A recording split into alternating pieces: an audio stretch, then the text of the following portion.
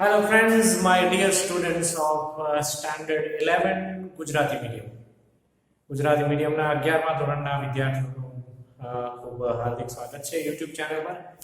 Officially આ પહેલું lecture છે ઇંગ્લિશનું, બરાબર છે.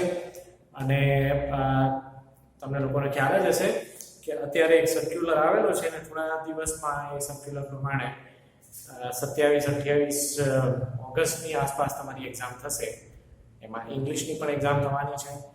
એટલે you are strongly requested that you should study this all English lectures, video lectures, and try to understand whatever is being taught to you. તમને જે ભણાવવામાં આવે છે વિડિયો લેક્ચર દ્વારા એ તમે સમજવાની કોશિશ કરજો, કારણ કે હમણાં જે અત્યારે મહામારી ચાલી રહી છે એ પ્રમાણે અત્યારે તો સ્ટડી કરવા માટેનો આપણી પાસે આ એક જ ઓપ્શન છે, બરાબર છે. ટેક્સ્ટબુક હું આશા રાખું છું કે તમારી પાસે હશે, ના હોય તો જેમ બને એમ જલ્દી વસાવી લેજો. અને સાથે સાથે રેફરન્સ બુક્સ ઇંગ્લિશ માટે ખાસ કરીને યોગી પ્રકાશન કાં તો બ્રજ પ્રકાશનની રેફરન્સ બુક સારામાં સારી આવે છે. અધરવાઇઝ બીજી કોઈ રેફરન્સ બુક્સ હશે, ફોર એક્ઝામ્પલ નવનીત હોય તો એ પણ ચાલી જાય, બરાબર છે. એને તમે રિફર કરજો. તો હવે આપણે વધારે ટાઈમ વેસ્ટ નહીં કરીએ.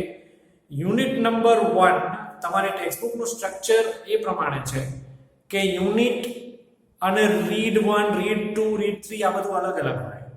એટલે ફોર એક્ઝામ્પલ યુનિટ નંબર 1 ની આપણે વાત કરીએ તો એની અંદર રીડ 1 જે છે એ ચેપ્ટર આજે આપણે ભણવાના છીએ. પછી રીડ 2 છે વાઇલ્ડ સેવિયર, બરોબર. એટલે પહેલા જ યુનિટનું એ બીજું ચેપ્ટર છે, ઓકે. તો એ રીતે તમારા યુનિટ ડિઝાઇન થયેલા છે કે એક જ યુનિટની અંદર 2 કે 3 ચેપ્ટર પણ આવી શકે છે અને કોઈ જગ્યાએ પોએમ્સ પણ હોય છે. એટલે ખાસ એ વસ્તુ તમે ધ્યાનમાં રાખજો. 12th સ્ટાન્ડર્ડમાં તમે આવશો ત્યારે પણ આ રીતની જ સિસ્ટમ છે. So the first lesson that we have to study today is the journey of my life from Earth to Everest. Okay, chapter નું નામ તમને લખેલું છે, The Journey of My Life from Earth to Everest, which is written by Arunima Sinha. ठीक है.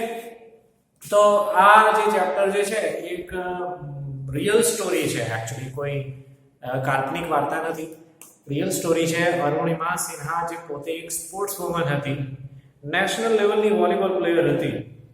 ચેપ્ટરની શરૂઆતમાં પહેલી જ લાઈનમાં લખેલું આવે છે, તમે વાંચી લેજો. અને 1 માર્કના એક મીન્સ શોર્ટ આન્સરમાં પણ ઘણી વાર પૂછાય છે એક્ઝામમાં કે કઈ ગેમમાં એ નેશનલ પ્લેયર હતી, તો એ વોલીબોલ તમારે યાદ રાખવાનું છે. એણે એની જીવનમાં એક એવો એક અનફોર્ચ્યુનેટ ઇન્સિડન્ટ બન્યો જેના કારણે આખું એનું જીવન બદલી નાખ્યું, બરાબર. એ ખૂબ જ પીડાદાયક ઇન્સિડન્ટ હતો, પણ એ પીડાને પણ એણે અવસરમાં બદલી નાખીને પોતે કેવી રીતે એની લાઈફમાં સફળ થઈ એની આ વાત છે. અને બહુ જ પ્રેરણાત્મક વાર્તા છે કે એક સ્ત્રી હોવા છતાંય નારી શક્તિનો આપણને અહીંયા પરિચય થાય છે કે એ માનસિક રીતે કેટલી મજબૂત છે અને શારીરિક રીતે પણ, અને કેવી રીતે પોતાના ઈરાદાઓના જોર ઉપર એ લાઈફમાં પોતાનું મીન્સ મહત્વ જે છે, પોતાના જીવનનું મહત્વ પોતે સમજે છે અને લોકોને એનાથી સરસ મજાની એક પ્રેરણા આપે છે. તો ચેપ્ટર વાંચવાની હવે શરૂઆત કરીશું આપણે. પેજ નંબર 1 ઉપર લેસનનું નામ છે ફરી એકવાર, the journey of my life from earth to Everest. પહેલો paragraph. Arunima Sinha was a national level volleyball player. જે પ્રમાણે મેં કીધું એ પ્રમાણે વોલીબોલ પ્લેયર હતા એ. When she was traveling on a train, some thugs tried to snatch her golden chain. આ એક વખતની વાત છે કે જ્યારે ટ્રેનમાં સવાર મીન્સ જઈ રહી હતી ક્યાંક, ત્યારે અમુક ગુંડા તત્વો, અસામાજિક તત્વો, એણે જે ગળામાં ચેન પહેરી હતી સોનાની, એ છીનવી લેવાનો પ્રયાસ કર્યો. અને ઘણા બધા લોકો હતા ટ્રેનમાં, છતાં પણ આ ઇન્સિડન્ટ બન્યો. આગળ જોઈશું આપણે. She fought back but was thrown out of the speeding train and lost her left leg. Okay? એણે લડત આપી આ ગુંડાઓની સામે, પણ છતાંય એ એકલી હતી એટલે હારી ગઈ.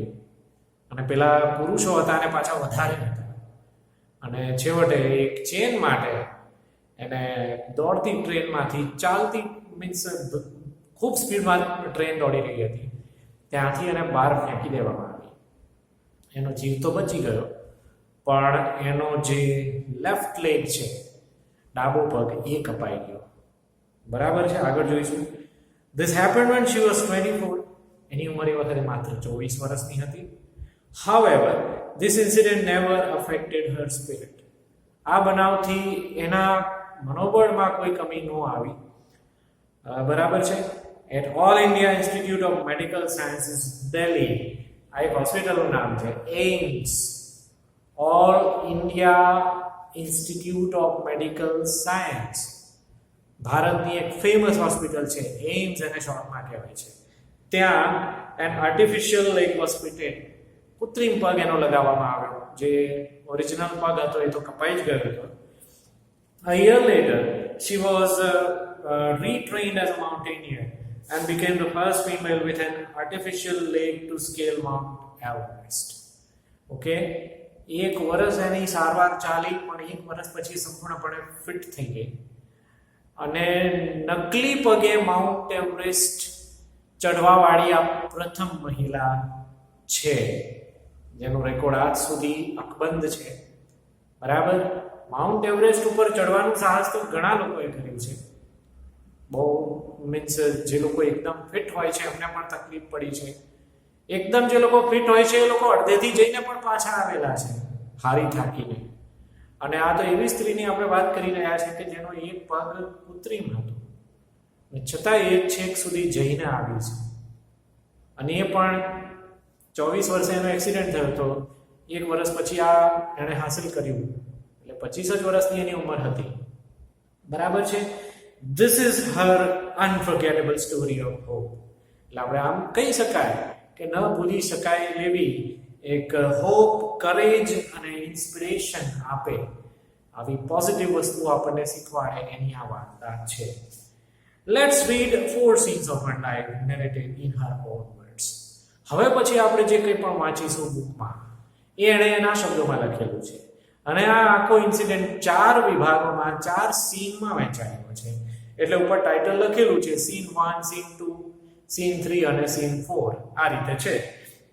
તો સૌથી પહેલા છે સીન 1, જેમાં આપણે સૌથી પહેલા એક્સિડન્ટની વાત, મીન્સ એક્સિડન્ટ તો ના કહી શકાય, પણ એને જે પ્રમાણે નુકસાન કરવામાં આવ્યું ટ્રેનમાં ગુંડા તત્વો દ્વારા, એની આપણે સીન 1 માં ચર્ચા કરીશું. I had started dozing. Arunima Sinha પોતે એમ કહે છે કે મને ઊંઘ આવતી હતી, ઝોકા ખાતી હતી હું. My eyes were closed but my mind was awake. આંખો બંધ હતી પણ દિમાગ ખુલ્લું હતું. આ વસ્તુનો અનુભવ તમે પણ કર્યો હશે. બસ કે ટ્રેનમાં આપણે જતા હોઈએ ત્યારે ઘણીવાર આપણને ઊંઘ આવે છે, પણ ક્યારે આપણે ઘસઘસાટ નથી ઊંઘી શકતા. માઇન્ડ ચાલુ હોય છે, આંખો બંધ હોય, આપણને એમ લાગે કે આપણે ઊંઘી જ રહ્યા છીએ, પણ ઇન જનરલ આસપાસમાં શું થતું હોય છે ખબર તો પડતી જ હોય છે આપણને. તો એવી કંઈક હાલતમાં અરુણિમા જે છે પ્રવાસ કરી રહી હતી ટ્રેનમાં. I remember someone saying that Bareilly would come after some time. બરોબર. કોઈક વાતો કરી રહ્યું હતું કે બરેલી, આ યુપીનું બેકગ્રાઉન્ડ છે, ઉત્તર પ્રદેશ, ત્યાં ટ્રેન જઈ રહી છે, અરુણિમા સિન્હા પણ ત્યાંની જ હશે. બરોબર. તો કોઈકે કીધું કે બરેલી સ્ટેશન હવે થોડી જ વારમાં આવશે. યુપીનું એક જાણીતું શહેર છે, એ થોડી વારમાં આવશે એવું એને ખબર પડી. I was in deep thought when I felt a hand tugging at my gold chain. Tugging કરવું એટલે ખેંચવું. બરાબર. એટલે ઊંડા વિચારોમાં હતી, ઊંઘમાં હતી, અને અચાનક એને એવું લાગ્યું કે એના ગળા ઉપર કોઈનો હાથ ફરી રહ્યો છે અને કોઈ ચેન ખેંચવાની કોશિશ કરી રહ્યો છે. A girl's sixth sense is always her best companion.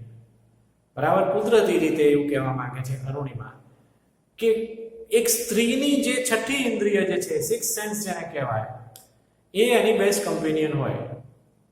બરાબર. એટલે પુરુષો કરતા એ છઠ્ઠી ઇન્દ્રિય સ્ત્રીની વધારે પાવરફુલ હોય છે. એ વાત સાચી પણ છે. બરાબર.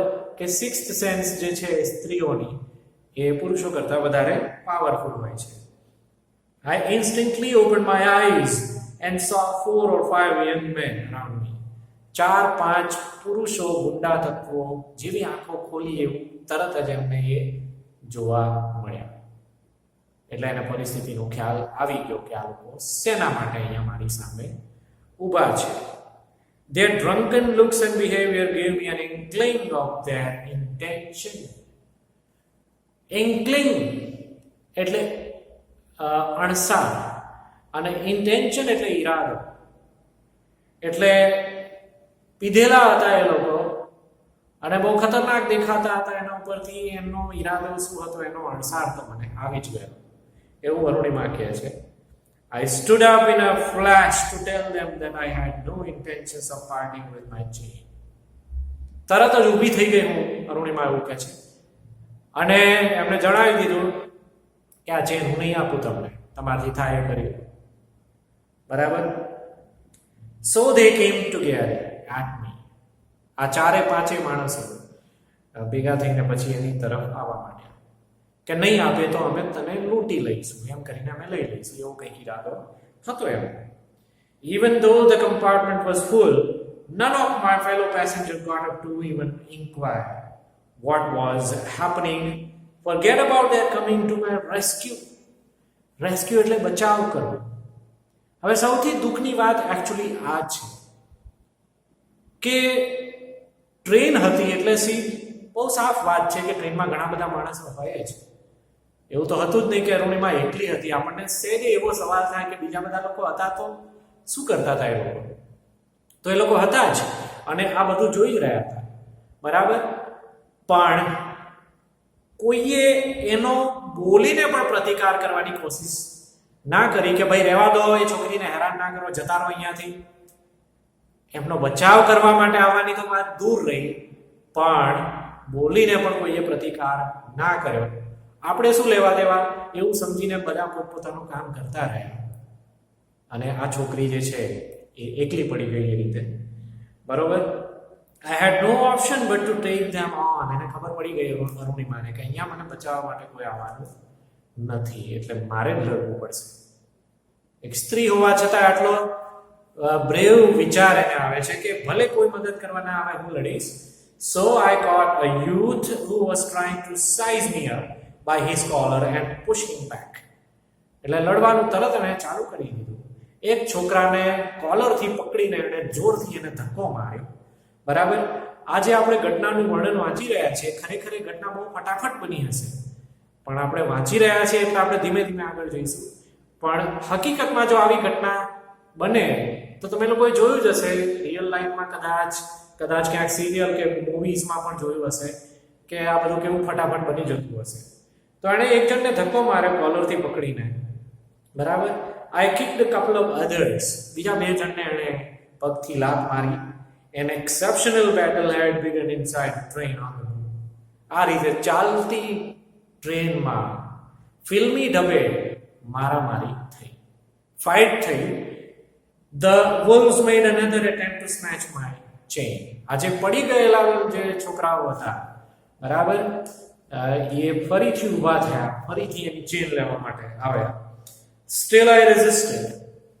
ફરીથી એણે વિરોધ કર્યો છોકરીએ. Until one of them, driven by frenzy, gave me an extra hard kick. બરોબર. જેટલો પ્રતિકાર આનાથી થઈ શક્યો એટલો કર્યો, પણ એક પુરુષની એને જોરદાર લાત જે છે એ વાગી ગઈ અને એની ઉપર એનું ધ્યાન ના રહ્યું. યુઝિંગ ઓલ હિઝ ફોર્સ, અને પૂરી તાકાતથી એ લાત એને મારી હતી અને of balance, I could not recover in time. I literally flew out of the train. રીતસરે ટ્રેનની બહાર ફેંકાઈ ગઈ. આપણે યાદ રાખવાનું છે કે આ ટ્રેન દોડી રહી છે, સારી એવી સ્પીડમાં દોડી રહી છે અને બહાર ફેંકાઈ ગઈ. Steel holding my mobile phone એને એના હાથમાં હજુ રાખેલો અને એવી કોશિશ કરતી હતી કે જો સેજ ટાઈમ મળી જાય તો ફોન કરીને એ પોલીસને જણાવી દે. બરોબર. I was mid-air when I flew right into another train moving on the next track. બહુ ભયાનક વસ્તુ એ હતી કે આ ટ્રેનની બહાર તો ફેંકાઈ ગઈ પણ જમીન ઉપર ના પડી, કારણ કે સામેના ટ્રેકમાં બીજી ટ્રેન જઈ રહી હતી ઓપોઝિટ ડાયરેક્શનમાં. તો એ ટ્રેન ઉપર અહીં અથડાઈ અને પાછી આ ટ્રેનમાં અથડાઈ અને વળી પાછી આ ટ્રેનમાં અથડાઈ. એવી રીતે જે પિંગપોંગ જેવી સિચ્યુએશન જેને કહી શકાય આપણે, એવું થોડીક સેકન્ડો સુધી ચાલ્યું. એ જ વસ્તુ અહીંયા લખેલી છે. My body hit the moving steel and rebounded to my train. બરાબર, ચાલતી ટ્રેન સામેવાળી ત્યાં હું અથડાઈ, ફરીથી મારી ટ્રેનમાં હું અથડાઈ. This ping pong must have continued for several seconds before gravitational force pulled me down. ગુરુત્વાકર્ષણનો નિયમ તો છે જ, જે જમીનનો છે એ સિદ્ધાંત પ્રમાણે છેવટે જમીન ઉપર પટકાય. પણ ત્યાં સુધી તો ઘણી સેકન્ડ સુધી આમાં થયું એનું આખું શરીર એક બે ટ્રેનની વચ્ચે. બરાબર, અને despite my efforts my left leg fell on the track. એ જમીન ઉપર પડી ગઈ. ખૂબ ગંભીર રીતે ઘવાઈ પણ હશે, બહુ વાગ્યું હશે, પણ જાગૃત અવસ્થામાં હતી. એણે ખૂબ પ્રયત્ન કર્યો કે હાથ અને પગ બચી જાય, શરીર રેલવે ટ્રેક ઉપર ના પડે, એવો પ્રયત્ન કર્યો. પણ એમાં એ સફળ ના થઈ. એક પગ એનો રેલવેના પાટા ઉપર રહી ગયો. બરાબર, અને પછી ગચ આવો રીતસર અવાજ આવ્યો, પગ કપાઈ જવાનો, કારણ કે ટ્રેન પસાર થઈ ગઈ એ પગ પરથી. અને that was the sound of my leg getting chopped. કોઈક વસ્તુ આમ કપાઈ જાય તો એને ચોપ કહેવાય. તો આવી રીતે એક અવાજ સાથે મારો પગ કપાઈ ગયો. અને આ વસ્તુ મેં નજરે જોઈ. પોતાની ઉપર થતી વસ્તુ જે છે એ મેં નજરે જોઈ, એવું અરુણિમા કહે છે. There was no one to hear my intense scream. એણે કેટલી જોરદાર બૂમ પાડી હશે એ તો આપણે કલ્પના પણ કદાચ ના કરી શકીએ, પણ મેં જે બૂમ પાડી એ સાંભળવા માટે કોઈ હતું નહીં. ટ્રેન જઈ રહી હતી, કદાચ બહુ તો કોઈએ સામે જોયું હશે, પણ ઘણા બધાએ તો સામે પણ ના જોયું, અને આટલી મોટી ઘટના બની ગઈ. I lay motionless for a while. ચૂપચાપ એમને એમ હું પડી રહી. બરાબર, કાંઈ જ થઈ શકે એમ હતું નહીં, કારણ કે પગ કપાયો છે એટલે. Watching the red tail light of the train until it dimmed and faded into darkness, then I fainted. Train પસાર થઈ ગઈ, દૂર જતી રહી. રેડ લાઇટ એની પાછળ અંધારા જેવો સમય હતો. બરાબર, જ્યાં સુધી એને દેખાયું ત્યાં સુધી જોયું.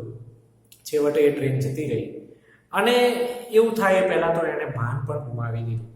જ્યારે શરીરમાં બહુ ભયંકર ઇન્જરી થાય ત્યારે આપણે બેભાન થઈ જઈએ છીએ. બરાબર, એટલે આણે પણ ભાન ગુમાવી દીધું, બેભાન થઈ ગઈ. અને જ્યારે ભાનમાં આવી ત્યારે એ સીધી હોસ્પિટલમાં જ હતી. બરાબર, આગળનું વર્ણન આપણને એવું કહે છે. પણ સ્ટોરીનો સૌથી ભયાનક પાર્ટ જે છે એ અત્યારે હવે પૂરો થઈ ગયો, ફર્સ્ટ પાર્ટ. સેકન્ડ સીન જે છે, સીન 2, એ હવે હું વાંચીશ, ધ્યાન રાખજો. પેજ નંબર 2 ઉપર.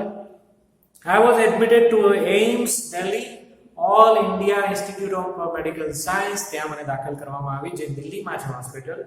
On the intervention of the PM. એ વખતના જે આપણા પ્રધાનમંત્રી હતા, બરાબર, હાલ જે છે એ જ હતા એકચ્યુઅલી. બરાબર, mister Narendra Modi. The union government would bear the entire cost of my treatment. એમણે જાહેર કર્યું ગવર્મેન્ટને કે આ છોકરીની જે ઈલાજ છે એનો તમામ ખર્ચો સરકાર ઉપાડશે. Soon AIIMS began issuing daily medical bulletin on my status. બરાબર, તરત જ મારા સ્ટેટસ વિશે દરરોજ મેડિકલ બુલેટિન જાહેર થવા માંડ્યા હોસ્પિટલ દ્વારા. I was told that young people, auto drivers and roadside vendors were carrying out candle march to galvanize support for me and to pray for my recovery. દરરોજ એને એવું કહેવામાં આવતું હતું અરુણિમાને, એના સગાવાલાઓ દ્વારા, કે તને બહુ લોકો સપોર્ટ કરી રહ્યા છે, કે અમુક લોકો મીણબત્તીઓ સળગાવીને રેલી કાઢી રહ્યા છે. ઇવન ઓટો ડ્રાઈવર્સ, સામાન્ય લોકો, સ્ટુડન્ટ્સ, યંગસ્ટર્સ બધા તને સપોર્ટ કરવા માટે રેલી કાઢી રહ્યા છે, દેખાવ કરી રહ્યા છે. બરોબર, પણ ખરેખર તો દુઃખની વાત એ કહેવાય કે જ્યારે એને સપોર્ટની જરૂર હતી, જ્યારે આ ઘટના સામે બની રહી હતી, ત્યારે ખરેખર કોઈએ સપોર્ટ આપ્યો નહીં. આ એક આપણે યાદ રાખવું જોઈએ. આપણા દેશનું સૌથી મોટું દુર્ભાગ્ય એ જ છે. બરાબર, કે જ્યારે ખરી મુસીબતમાં હોય ને વ્યક્તિ, ત્યારે સીધી હેલ્પ કરવા માટે કોઈ આવતું નથી, અને આવી રીતે મોરલ સપોર્ટ કરવા માટે પાછળથી ઘણા બધા લોકો આવી જાય છે. That is the bitter and the harsh truth of our life. Okay, so next paragraph. I started responding to the treatment. ધીમે ધીમે ટ્રીટમેન્ટને એનું શરીર સપોર્ટ આપવા માંડ્યું, એટલે ખરેખર તો જીવ તો બચી ગયો.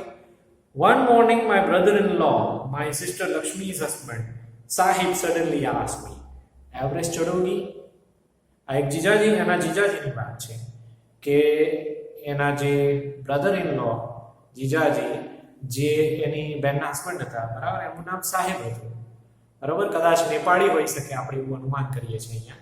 તો એમણે એકવાર આવીને એમ કીધું કે એવરેસ્ટ ચડીશ. ખરેખર આ મજાકવાળું સ્ટેટમેન્ટ હતું, બરાબર, કારણ કે આપણને ખબર છે કે જેનું પગ કપાઈ ગયું હોય અને હજુ એ વ્યક્તિ સારવાર હેઠળ છે, તો એ એવરેસ્ટ ચડવાની વાત એ તો દૂર, એ ફલંગથી નીચે ઉતરીને ચાલી પણ ના શકે, તો એવરેસ્ટ તો કઈ રીતે ચડી શકે? એટલે ખાલી મજાકમાં જ કીધું હશે. પણ આ સ્ટેટમેન્ટને અરુણિમાએ સિરિયસલી લઈ લીધું. He had just read an interesting piece of information in the newspaper.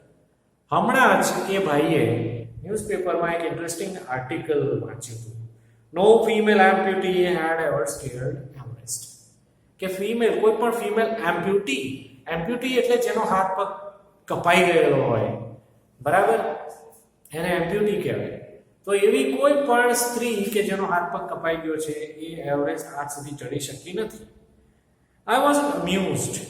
અરુણિમાને આ મજાકમાં કંઈ બહુ મજા ના આવી, બરોબર, એટલે પણ એણે સિરિયસલી લીધું. I have lost a leg and you are talking of Mount Everest. Seriously એને કીધું એના બનેવીને કે અહીંયા મેં મારો પગ ગુમાવ્યો છે, તમે માઉન્ટ એવરેસ્ટ ચડવાની વાત કરો છો, મને મારી મજાક ઉડાવો છો આવી રીતે. I started talking to myself. If I could take a shot at Everest and succeed, I would become the first female amputee to hold that record. બરોબર? એટલે હળવો ઠપકો આપ્યો એમણે જીજાજીને, પણ અંદરથી તો એવું વિચારે છે કે જો ખરેખર આમની વાત માનીને જો આ સાહસ હું કરી બતાવું તો ઇતિહાસમાં મારું નામ અંકિત થઈ જશે. સૌથી પહેલી હું એવી પ્રથમ મહિલા કહેવાઈશ કે જેણે કપાયેલા પગ સાથે માઉન્ટ એવરેસ્ટ ચડવાનું સાહસ કર્યું. એવો રેકોર્ડ મારા નામે બની જશે. I thought about it for some time and then I conveyed to Sahib my willingness to take up the challenge. થોડીક વાર વિચાર કર્યો પછી આ વ્યક્તિ સાહેબ એના જે બનેવી છે એને કીધું કે હા, સિરિયસલી હું આ સાહસ કરીને બતાવીશ. કદાચ પહેલા આપણે માન્યું નહીં હોય, પણ એણે સિરિયસલી કહ્યું હતું. ઓકે, ઠીક હે, હમ કરેંગે. એને એવો જવાબ આપ્યો કે હિન્દીમાં વાતચીત થઈ રહી છે કે ઠીક હે હમ કરેંગે, એવો એણે જવાબ આપ્યો. I now had something to look forward to, a mission, a goal, a reason, a dream. હવે મારી લાઈફમાં મને એક વસ્તુ મળી ગઈ હતી, એક મિશન મળી ગયું હતું, એક ઉદ્દેશ મળી ગયો હતો. ગોલ એટલે કે ઉદ્દેશ કહેવાય. એક સ્વપ્ન મને મળી ગયું હતું કે ચલો બીજું કાંઈ નહીં તો હું કમસે કમ આના માટે તો જીવીશ. એ એને મળી ગયું હતું, બરાબર. I was not going to, it was not going to be easy, but throughout my life nothing had come easy. આ ખરેખર ઈઝી નહોતું, પણ અરુણિમાએ એ પણ વિચાર કર્યો કે આખા જિંદગીમાં કોઈ પણ વસ્તુ એને ઇઝીલી ખરેખર મળી જ નહોતી. દરેક વસ્તુ માટે એને સંઘર્ષ કરવો પડ્યો, બરાબર. I felt like I was born again. એને એવું લાગ્યું કે ચાલો હવે એક ડ્રીમ આપણને મળી ગયું છે, ગોલ મળી ગયો છે, હવે આપણો એક પુનર્જન્મ થયો છે, બરાબર. Then I started waiting for my artificial limb to arrive. પછી મેં રાહ જોઈ મારો આર્ટિફિશિયલ કૃત્રિમ પગ આવી જાય ત્યાં સુધી મેં રાહ જોઈ. When it finally arrived, I was overjoyed. જ્યારે ખરેખર પગ આવી ગયો ત્યારે મને એટલી બધી ખુશી થઈ. The artificial leg felt almost like my real leg. સાચુકલા પગ જેવો જ હતો, પણ ખરેખર એની પ્રેક્ટિસ પાડવી પડે. એકદમ એ પગ લગાવીને કાંઈ તમે દોડતા ના થઈ જાઓ. એનાથી મેક્સિમમ ચાલી શકાય, આટલી લિમિટ રહે, પછી દોડી ના શકે કે કોઈ સ્પોર્ટ્સમાં પણ ભાગ ના લઈ શકાય, એવું હોય છે. I could hardly feel the difference. I had started falling in love with this stranger. બરાબર. આ એના માટે એક અજાણ્યો વ્યક્તિ નહીં પણ શરીરનું અંગ હતું, પણ એને ગમવા માંડ્યું કે મારા શરીરની જે કમી છે આનાથી દૂર થશે, બરોબર. એટલે એવું લાગ્યું કે જાણે એની સાથે, એ આર્ટિફિશિયલ પગ સાથે જાણે એણે લગ્ન કરી દીધા છે. I had set my eyes on a mountain and I needed to prepare myself with the help of this stranger. એણે હવે નક્કી કરી નાખ્યું કે હવે આ પગ આવી ગયો છે, એ લગાવીને આના સહારે હું માઉન્ટ એવરેસ્ટ ઉપર ચડીને બતાવીશ. અહીંયા સેકન્ડ સીન પણ પૂરો થાય છે. હવે થર્ડ સીન જે છે એની વાત કરીશું. On 28th February in 2012, almost a year after I was pushed out of the train, I set out for the training institute set up by Bachendri Pal near Uttarkashi. બરોબર, એટલે 2012 અહીંયા તારીખ આપેલી છે. અકસ્માતના એક્ઝેક્ટ 1 વર્ષ બાદ એણે ઉત્તરકાશી એટલે ઉત્તરાખંડમાં આવેલી એક જગ્યા છે, ઊંચાઈ પર આવેલી જગ્યા છે, ત્યાં બચેન્દ્રી પાલ એક ટ્રેનિંગ સેન્ટર ચલાવે છે. બચેન્દ્રી પાલ એટલે એશિયાની દુનિયાની સૌથી પહેલી મહિલા છે માઉન્ટ એવરેસ્ટ ચડવાવાળી. પછી અરુણિમા સિન્હાનો નંબર આવે કે કપાયેલા પગ સાથે સૌથી પહેલી વાર ચડનાર વ્યક્તિ તરીકે, સ્ત્રી તરીકે અગર કોઈ હોય તો અરુણિમા સિન્હા છે. બરોબર, તો એ બચેન્દ્રી પાલ ત્યાં ઉત્તરકાશીમાં ટ્રેનિંગ સેન્ટર ચલાવતા હતા, તો ત્યાં અરુણિમા સિન્હા પહોંચી ગયા. I called Bachendri Pal to tell her that we had reached Uttarkashi. એમને જાણ કરવામાં આવી કે અમે ઉત્તરકાશી આવી ગયા છીએ. She was surprised at how quickly I had reached. એને નવાઈ લાગી કે આટલું ઝડપથી કઈ રીતે તમે અહીંયા આવી ગયા.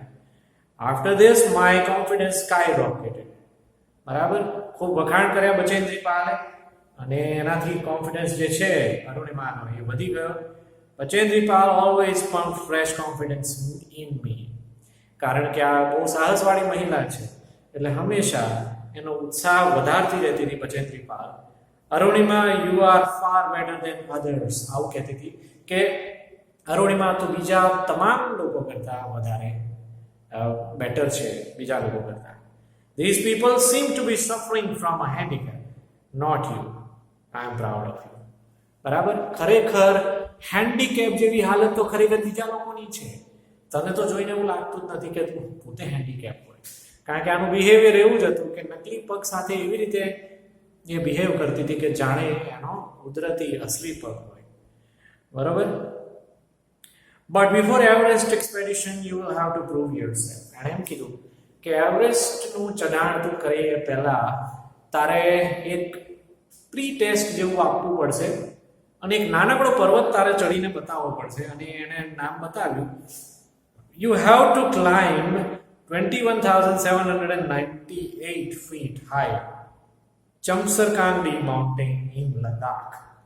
લદ્દાખમાં આ એક પર્વત આવેલો છે જેની લગભગ 81,000 થી વધારે ફૂટ એની ઊંચાઈ છે. ત્યાં તારે ચડીને બતાવવું પડશે તો હું માની લઈશ કે તું માઉન્ટ એવરેસ્ટ ચડવા યોગ્ય છે. હા, એને ચેલેન્જ આપી. બરોબર, I successfully completed the expedition. આ એક્સપેડિશન એણે પૂરું કરીને બતાવ્યું ખરેખર. By the time we reached the base camp, situated at 18,000 feet, 16 of the 19 members of the team had retired. Okay, પછી જ્યાં બેઝ કેમ્પ સુધી પહોંચ્યા, બરાબર, ત્યાં સુધીમાં તો લાઈક જે 1800 ફીટ ઊંચાઈ ઉપર આવેલું બેઝ કેમ્પ છે ત્યાં પહોંચ્યા ત્યાં સુધીમાં તો 19 માંથી 16 મેમ્બરો ત્યાંથી જ પાછા વળી ગયા. હજુ તો બેઝ કેમ્પ જ આવ્યો છે, ત્યાંથી 19 માંથી 16 મેમ્બર્સ ત્યાં જ પાછા વળી ગયા.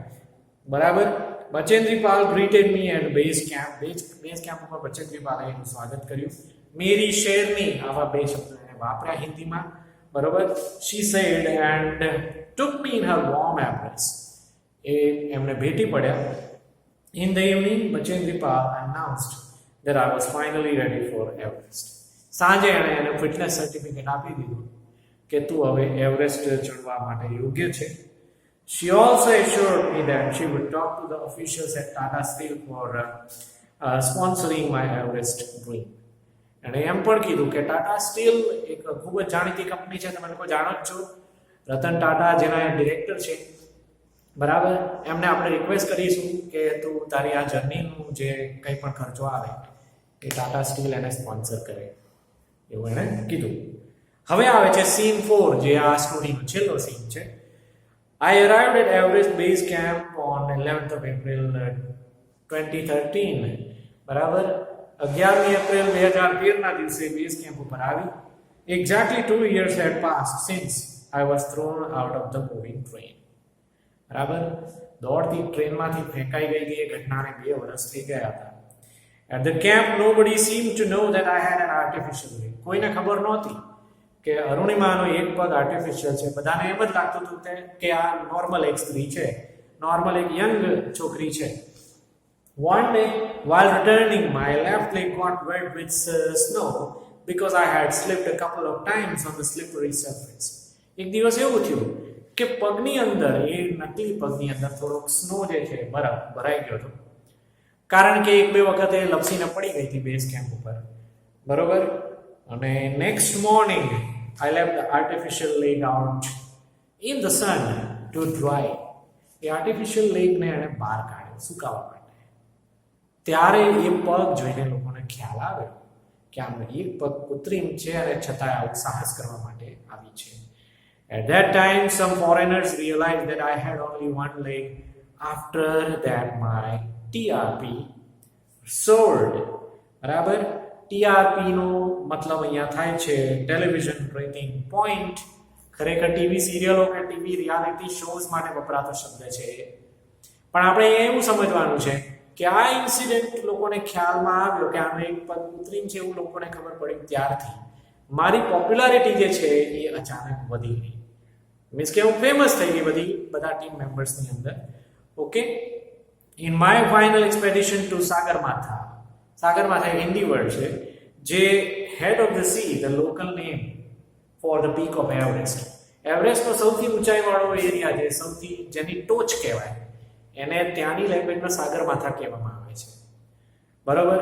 એટલે ત્યાં જવાનું એણે ચાલુ કર્યું. એની સાથે એમના જે ગાઈડ હતા, નીમા કાંચા એમનું નામ છે. Nima Kancha was my mountain guide. તો એ મારા ગાઈડ હતા. He was a nice and helpful Nepalese man. Nepali માણસ હતો એ. Who use to scold me at times when upset. કોઈક વાર એને ગુસ્સો આવતો, ઘણી વાર એને ધમકાવતો હતો પણ ખરા. પોતે તો ઘણી વાર માઉન્ટ એવરેસ્ટ ચડી ચૂક્યો હતો, એટલે એના માટે મામૂલી વાત હતી. The last track on the peak of Everest began. છેલ્લા ટ્રેકની અહીંયા વાત કરે છે. આપણે અહીંયા સમજી લેવાનું છે કે રસ્તામાં ઘણી બધી પ્રોબ્લેમ્સ ને બધું આવ્યું હશે, બરાબર. પણ એવું બધું જ આપણે વિવરણ અહીંયા વાંચવા જઈએ તો ઘણું લાંબો લેસન થઈ જાય, એટલે એનું વર્ણન નથી કર્યું. પણ જે લાસ્ટ સ્ટેજ જે છે એ શરૂ થયો, જે ખૂબ જ મુશ્કેલ ચડાવ હતો. It was very dangerous narrow path. એક સાંકડો રસ્તો હતો, ખૂબ જ ખતરનાક હતો. I slipped and fell over. Even my oxygen was running out.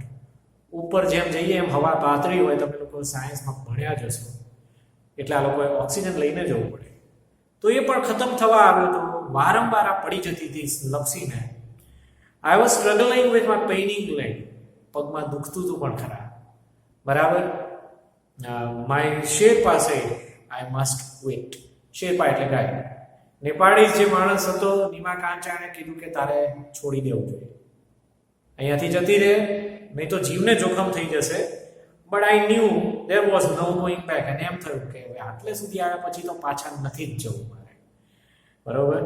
I pushed forward through my though my Sherpa kept insisting that I should return. વારંવાર પેલો એને વિનંતી કરતો હતો કે તું પાછી જતી રહે, નહીં તો મોટું જોખમ થશે. પણ છતાં એનો જુસ્સો બંધ હતો. I have enough oxygen to reach the summit and hoist the country's flag. What happens afterwards doesn't matter anymore. અને આટલે સુધી સ્ટેટમેન્ટ આપી દીધું કે જ્યાં સુધી મીન્સ હું ઉપર સુધી પહોંચી જાઉં તે એટલો ઓક્સિજન તો મારી પાસે છે જ. એ પછી જો કંઈ થાય તો એની હું ચિંતા નથી કરતી, એટલે તમે પણ ચિંતા ના કરો. I told Nima Kancha firmly, remember, none can defeat you until you concede. બહુ સારું સ્ટેટમેન્ટ છે. અને આપણને પણ મેસેજ આપ્યો છે કે આપણે જ્યાં સુધી ખુદ હારી જઈએ નહીં ત્યાં સુધી આપણને કોઈ હરાવી શકતું નથી. એટલે મેં પણ હાર ન માની, બરોબર. મેં મારો જુસ્સો જે છે એ અકબંધ રાખ્યો. Yes, occasionally failures will test you, but keep trying. નિષ્ફળતાઓ મળતી રહે છે, પણ આપણે ટ્રાય કરતા રહેવું જોઈએ. Some doors of opportunity will certainly open. તકના દરવાજા હંમેશા ખુલે જ છે, ગમે ત્યારે, કદાચ મોડું થાય પણ ખુલે છે ખરા. Then I could see him following me even as I continued to drag myself to the top. Guide હતો એ પાછળ રહેતો હતો, જેથી એનું ધ્યાન રહે ઉપર. એટલે કોક વાર પાછળ જોઈ લેતી હતી કે પાછળ અહીં આવે છે, બરોબર. પણ બહુ માંડ ઘસડાતા એ આગળ વધતી હતી. The drag continued till I finally happened. બરોબર, કોક વાર પડી જાય, કોક વાર ઘસડાઈને આગળ ચાલે, કોક વાર ઊભી થઈને ચાલે, એવું ચાલે રાખ્યું થોડી વાર સુધી અને અંતે પહોંચી ગઈ. ખૂબ નાની જગ્યા હતી, એકદમ ટોચ ઉપર. The top is about 20 by 20 ice table. એક નાનો રૂમ હોય, બરાબર, એટલી સ્પેસ હતી ઉપર, ટોપ ઉપર, બરાબર. I saw several flags of various countries fluttering proudly. ઘણા બધા દેશના ત્યાં ફ્લેગ્સ હતા, બરાબર, અને ઘણા બધા લોકો ત્યાં ચડી ચૂક્યા છે. પણ આ એવી પહેલી સ્ત્રી હતી એનો પગ કપાયેલો હતો અને પહેલી વાર એ ચડતી હતી ત્યાં. I had lived this moment so many times in my mind that I did not have to be told that I finally had arrived. એને ખબર હતી કે ઉપર જે સમિટ છે એ કેવી છે. મગજમાં ઘણી વાર એને વિચારી લીધેલું, એટલે એને કહેવાની જરૂર નહોતી કે ટોચ આવી ગઈ, બરાબર. At 10:55 a.m. on 21st of May 2013, I was on the top of the world. દુનિયાનું સૌથી ઊંચામાં ઊંચું શિખર છે આ, એ તો તમને ખબર જ છે, બરાબર. એટલે 21મી મે 2013 ના દિવસે એ દુનિયાના સૌથી ઊંચા શિખર ઉપર હું પહોંચી ગયેલી. એટલે દુનિયાની સૌથી હાઈએસ્ટ ઊંચાઈ ઉપર હું ઊભેલી હતી.